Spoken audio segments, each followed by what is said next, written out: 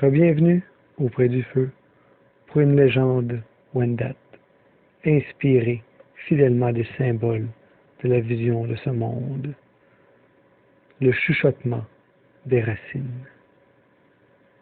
Bien avant que toutes les routes de pierre ne coupent la forêt, lorsque les érables parlaient encore au vent et que les rivières portaient les souvenirs des ancêtres, vivait un jeune Wendat nommé Awena. Awena traversait le temps de doute. Son peuple lui avait appris à écouter le craquement du bouleau, le chant des jets bleus, la respiration de la terre après la pluie. Mais lui n'entendait rien. Les anciens disaient, celui qui n'entend pas la forêt n'entend pas encore son propre esprit.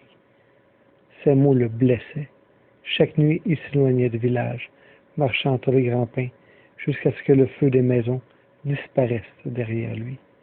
Il demandait pourquoi la terre part-elle à tout le monde, sauf à moi. Mais seule la brume répondait. Un soir d'automne, alors que les feuilles rouges tournaient comme des braises dans le vent, Awena trouva une vieille femme assise au pied d'un immense cèdre.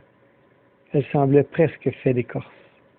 Ses cheveux gris ressemblaient à de la mousse suspendue aux branches. Sans lever les yeux, elle dit « Tu cherches des voix trop haut. » Awena sursauta. « Mais qui êtes-vous » La vieille sourit. Une gardienne de ce que les racines n'ont pas oublié. Elle frappa doucement le sol avec son bâton. « Mets ton oreille contre la terre. » Awena hésita. Puis il s'agenouilla. Sa joue toucha le sol froid. Au début, rien. Puis, un murmure, faible, comme un souffle sous la terre, comme 1000 voix parlant très loin. Il se redressa brusquement. Qu'est-ce que c'était? La vieille répondit, les racines. Elles se parlent, elles se souviennent, elles portent les histoires que les humains laissent tomber. Elle guida Awena plus profondément dans la forêt. Sous leurs pieds, le sol semblait vivant. Elle lui montra les grands pins.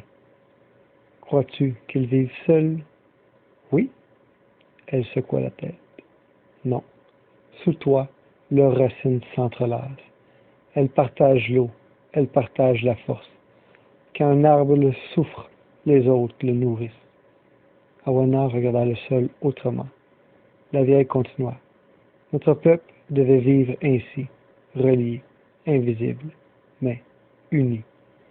Elle prit une poignée de terre noire.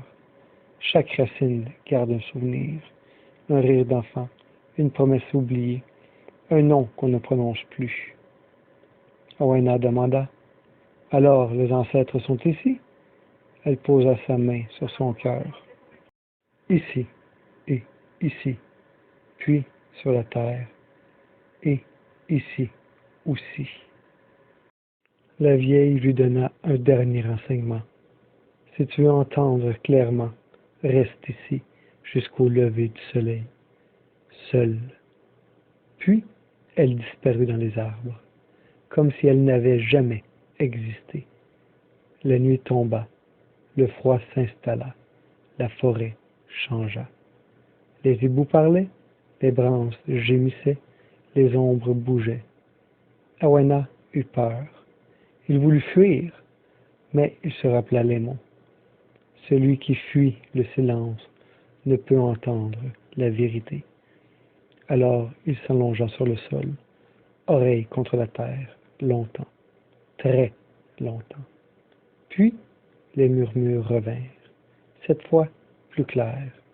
Il entendit une femme rire, puis un homme chanter, puis la voix de son grand-père, mort depuis des hivers. Nous sommes encore ici, nous vivons dans tout ce qui continue. Awena pleura. Les racines vibraient. Elles racontaient les récoltes passées, les enfants devenus anciens, les maisons longues disparues, les feux éteints. Mais rien n'était perdu. Tout demeurait sous terre, relié. Lorsque l'aube illumina les feuilles d'or, Awana se releva, changé. Il regarda les arbres. Il ne voyait plus seulement les troncs. Il voyait un peuple, une famille, un réseau vivant. Il comprit enfin, les humains sont aussi des racines. Nous croyons être séparés, mais nous nous nourrissons les uns les autres. Nos blessures circulent, nos forces aussi. Lorsqu'il retourna au village, les anciens le regardèrent. L'un d'eux sourit. Alors, qu'as-tu entendu? Awana posa sa main sur le sol et répondit que rien n'est seul, que même ce qui semble mort continue de parler, et que la terre n'oublie jamais nos pas. Les anciens hochaient la tête. Maintenant, tu peux entendre. Dans l'esprit Wendat, la terre n'est pas un objet, elle est une parente. Les racines nous rappellent que les ancêtres demeurent présents, que la communauté donne la force, que ce qui est invisible peut être plus puissant que ce qui se voit, et que, pour entendre la sagesse, il faut parfois poser son oreille contre la terre, car les racines chuchotent encore, mais seulement à ceux qui prennent le temps d'écouter.